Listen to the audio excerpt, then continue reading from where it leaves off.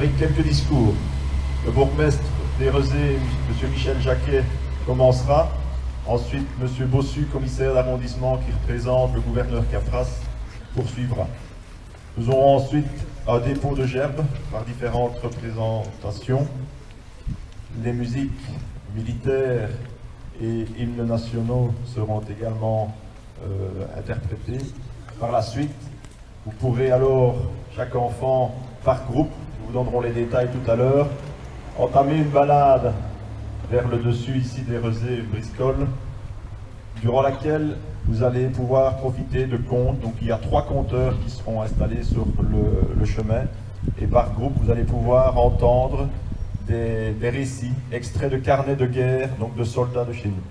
Arrivé tout en haut près de la chocolaterie de Froidmont, que je remercie aussi pour son soutien, vous aurez droit à une collation, donc ce sera un petit repas sandwich avec une boisson et un dessert. Et après, la journée se terminera, donc vous pourrez reprendre les bus pour le retour. Voilà, je vous remercie de votre attention et je cède la parole à M. Michel Jacquet, bourgmestre d'Érezé.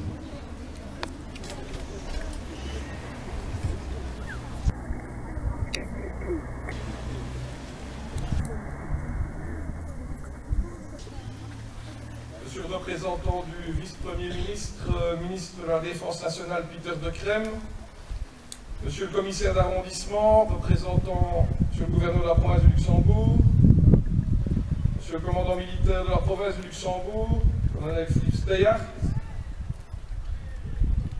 Monsieur le représentant de l'ambassadeur d'Allemagne en Belgique, Monsieur l'attaché militaire de l'ambassade d'Allemagne en Belgique, le lieutenant-colonel Matzken, Madame Lucienne Lethière, bourgmestre de Randeux, Monsieur Philippe Bontemps, bourgmestre de Durbuy, Monsieur Robert Huidard, bourgmestre de Manet, Monsieur Marc Capras, bourgmestre d'Oufalise, Monsieur Guy Gilotto, bourgmestre de La Roche,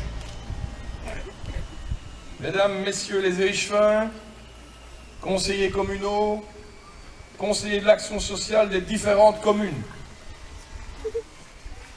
Monsieur le commandant de l'escadron A du 1er et 3e lancier, lieutenant Arnardi, Monsieur le commandant Schramm du 4e bataillon logistique de Marche, Madame le commandant Delwick, du 3e élément médical d'intervention,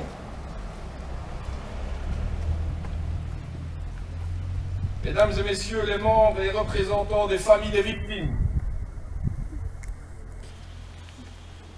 Mesdames et Messieurs les instituteurs et directeurs d'école,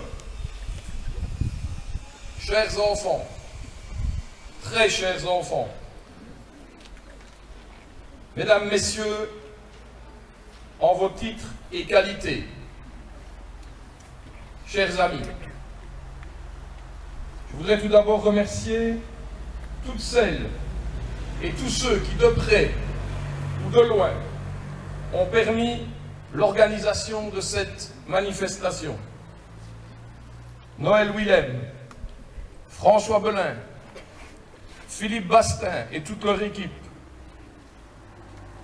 les associations patriotiques, le personnel communal,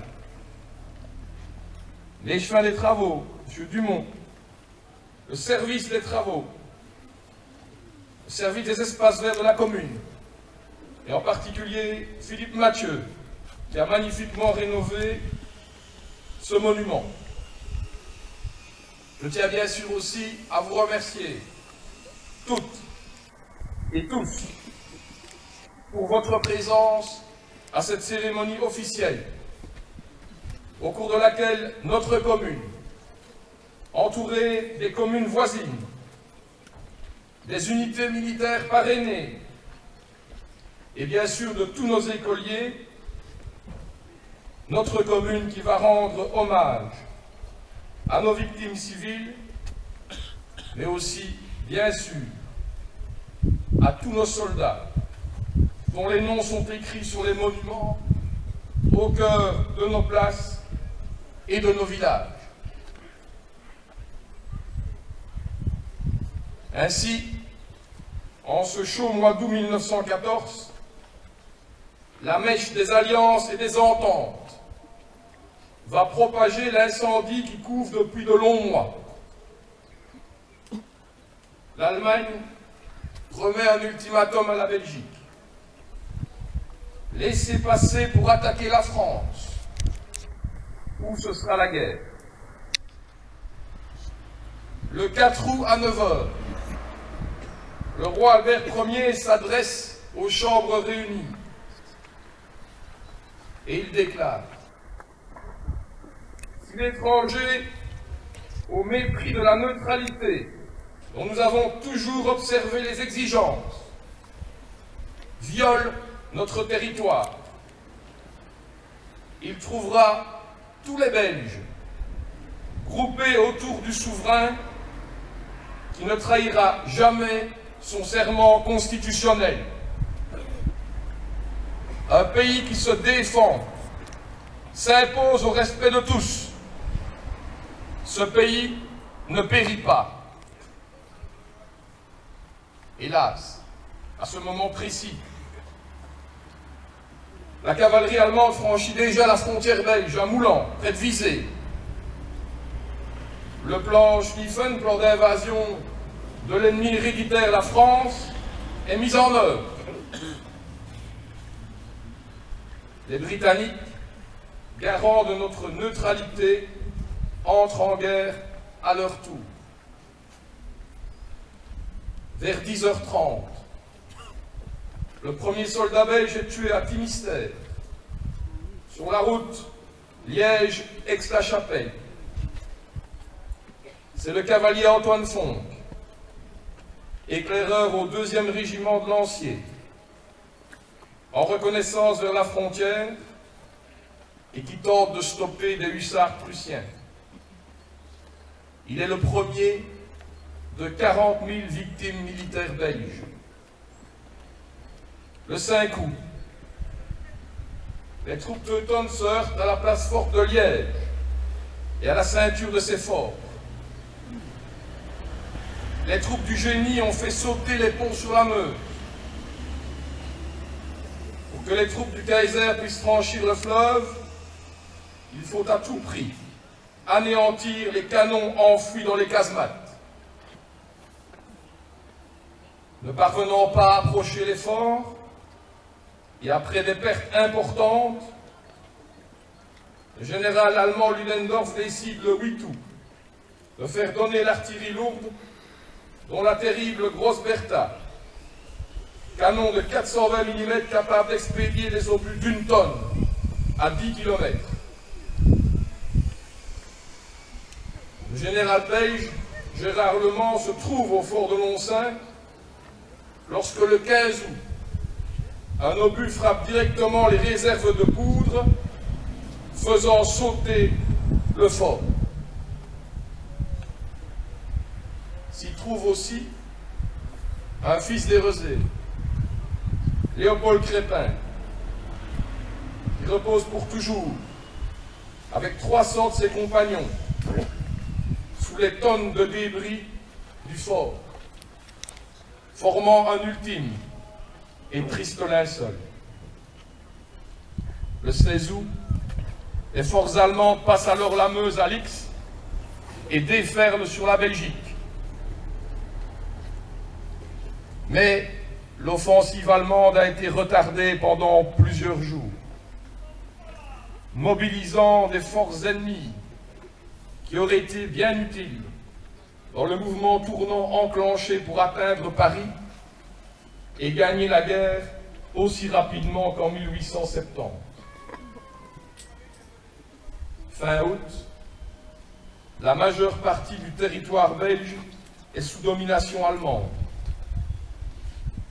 Mais loin d'être anéantis, nos bataillons se replient, tant bien que mal, vers Anvers, puis vers les plaines de l'Isère.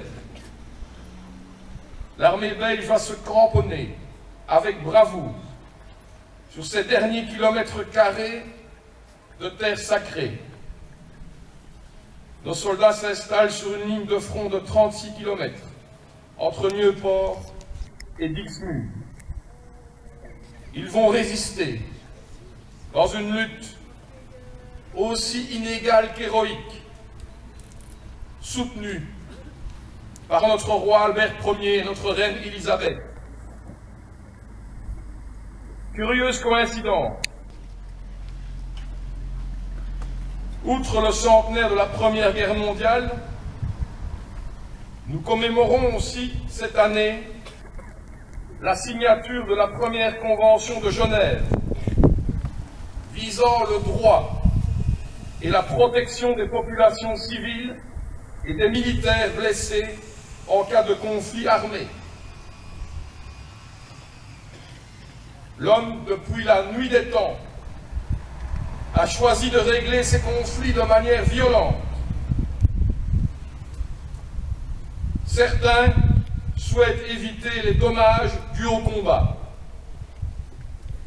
Parmi eux, le Suisse Henri Dunant, fondateur de la Croix-Rouge, obtiendra l'accord sur un texte visant à mettre à l'abri, de manière absolue, la population civile.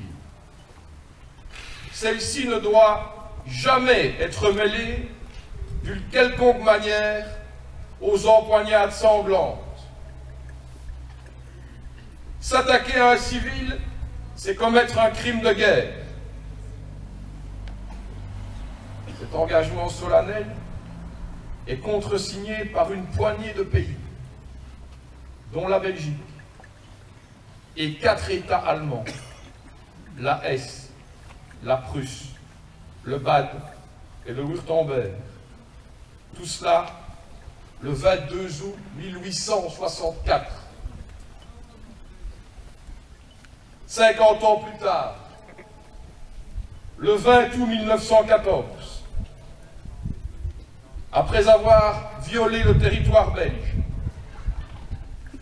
les troupes allemandes vont piétiner le droit des peuples et les lois les plus élémentaires de la guerre, pillant, incendiant les demeures de paisibles habitants, massacrant les populations civiles innocentes, sans distinction d'âge ou de sexe. Briscoles et Cléré seront hélas du nombre, avec respectivement 10 victimes et 19 maisons incendiées.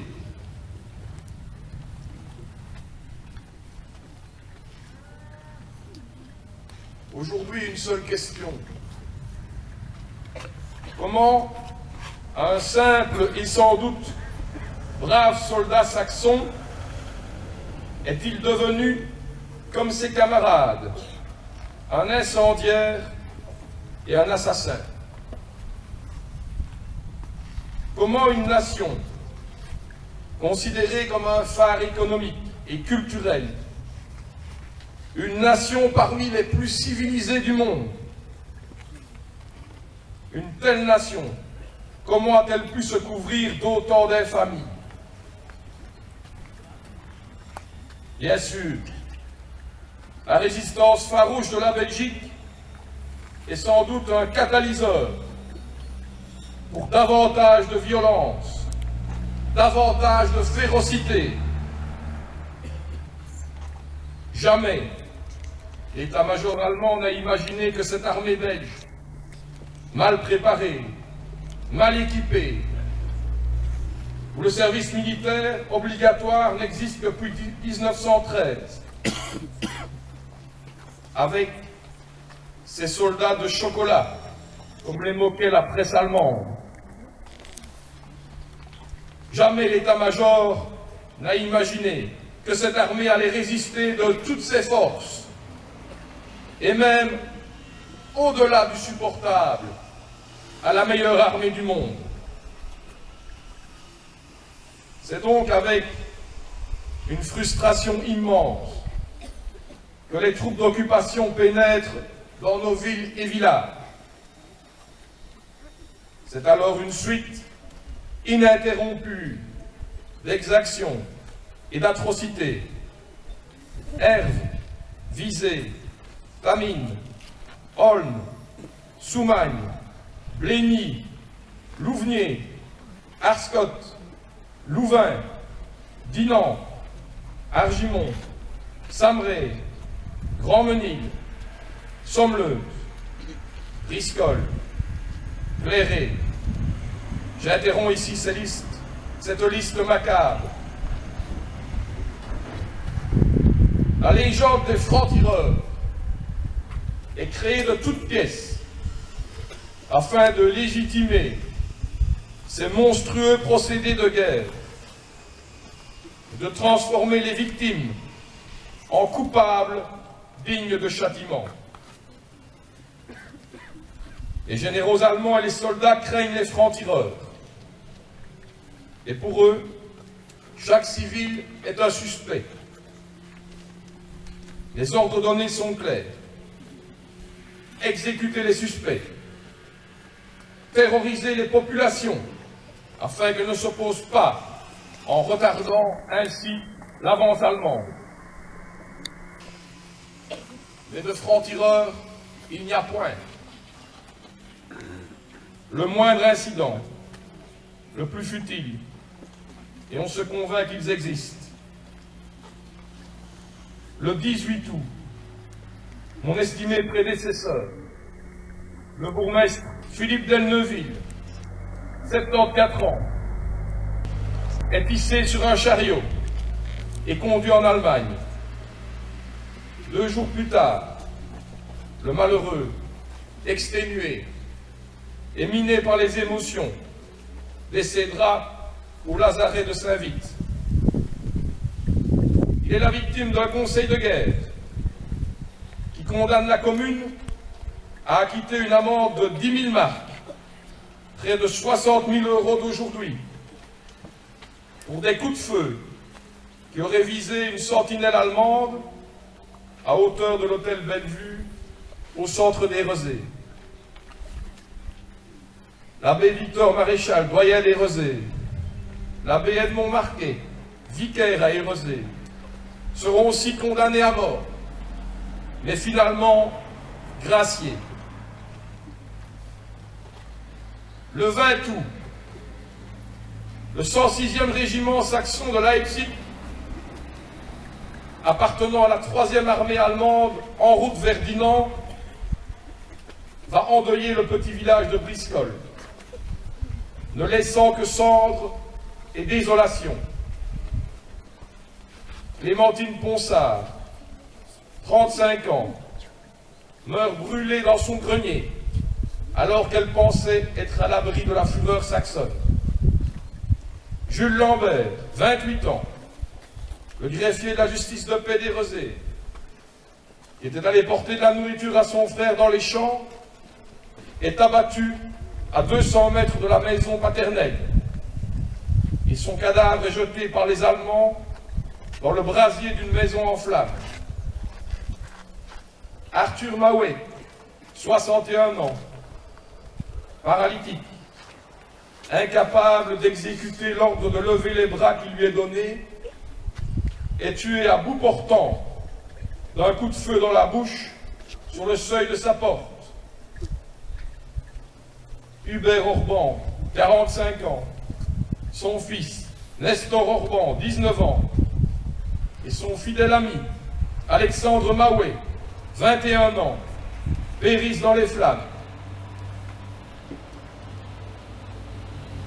D'autres habitants sont sauvagement emmenés, enchaînés les uns aux autres, sans eau ni nourriture, d'abord en direction d'Érezé, où ils sont regroupés sur la place de l'Étang, aujourd'hui place de l'Église. Ils prennent ensuite la direction de Soie, où ils remettent leurs montres et portefeuilles au curé de Soie, l'abbé Soré, et y passent la nuit.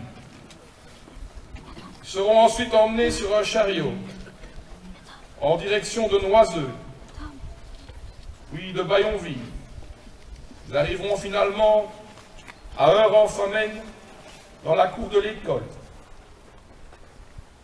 Il s'agit de Jules Enrotin, Joseph Ponsard, Joseph Orban, Gérard, Nicolas Colas, Léon de Vailly, Libert Godard, tous habitants de Briscoe, Hubert Thierry, Marie-Julien de Vailly, de Cléré, Édouard Gaspard, Lambert Soquette d'Estiné, Nicolas Jérôme de Beaupré et Léon Évrard de Verviers, mais résidant à Lierneux. L'état-major Teuton a tenu conseil de guerre et condamné 4 innocents au hasard.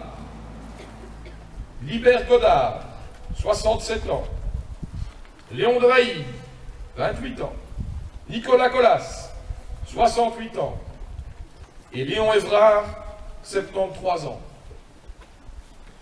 Le 21 août, à l'heure fixée pour l'exécution, ils sont emmenés à Bernautier par des sentinelles, suivis de soldats porteurs de pelles et de tout ce qu'il fallait pour la sépulture. Arrivés dans une pâture, en haut du village, on leur bande les yeux et on les attache à des piquets. Un aumônier catholique allemand s'approche et leur donne l'absolution. Après avoir donné lecture publique de la sentence du Conseil de guerre en langue allemande, 24 fantassins formant le peloton ouvrent le feu. Les 4 infortunées victimes furent inhumées sur place immédiatement. Les survivants, véritables locumènes, mais que la chance a épargnés, sont renvoyés aux débris calcinés de leur maison.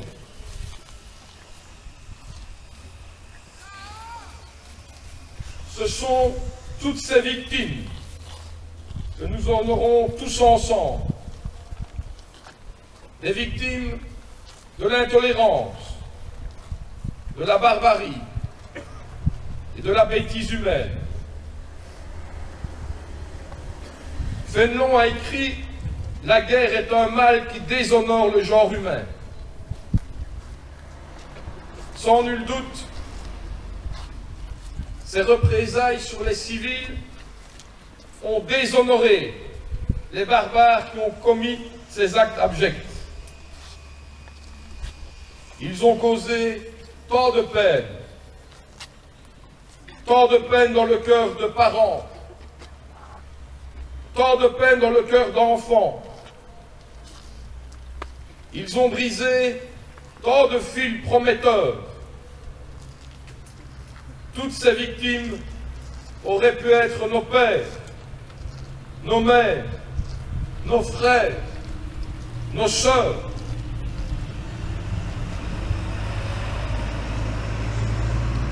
Mais la cérémonie qui nous réunit n'aurait pas un sens complet s'il était seulement un devoir de mémoire. Elle doit être bien plus que cela. Marie Colas, qui était la dernière victime vivante de ces tragiques événements, et qui malheureusement nous a quittés il y a quelques semaines, se souvenait à 101 ans de cet oncle, Nicolas Colas, lâchement assassiné sur cette terre de Famenne, et de sa maman, grièvement blessée à Briscoe. Mais à tous ceux qui sont venus l'interviewer, elle confiait: il ne faut pas oublier ce qui a été fait. Il ne faut jamais oublier. Mais les Allemands d'aujourd'hui ne sont pas responsables des crimes commis par leur arrière-grand-père. Elle avait donc décidé, dans son plus profond intérieur, et je le crois sincèrement, nous devons poursuivre dans cette voie. Elle avait décidé de se souvenir, bien sûr, mais aussi de pardonner. Votre présence, monsieur l'attaché militaire de l'ambassade d'Allemagne, est un honneur et un baume sur notre plaie toujours ouverte. Il faut, chaque jour, continuer à croire au respect mutuel, à la tolérance, à la fraternité, à la solidarité. Ainsi, Clémentine, Jules, Léon, Nicolas, Libert, Hubert, Nestor, Arthur, Alexandre, Léon et tant d'autres ailleurs ne seront pas morts pour rien. En Belgique et partout en Europe, nous ne mesurons pas assez la chance qui est la nôtre de vivre en paix, dans l'abondance et la richesse. 2 horribles guerres mondiales ont été nécessaires pour aboutir à cette construction européenne, tant décriée aujourd'hui, mais gage de stabilité. Aujourd'hui même, ailleurs dans le monde, en Syrie, en Palestine, au Mali, et plus près de nous encore, quasiment à nos frontières, en Ukraine, où là aussi pourtant, on a enduré les 2 conflits mondiaux. La guerre, avec son cortège d'horreur, fait rage. Nous devons trouver une alternative à la guerre et à la destruction. Nous n'avons qu'un choix à faire.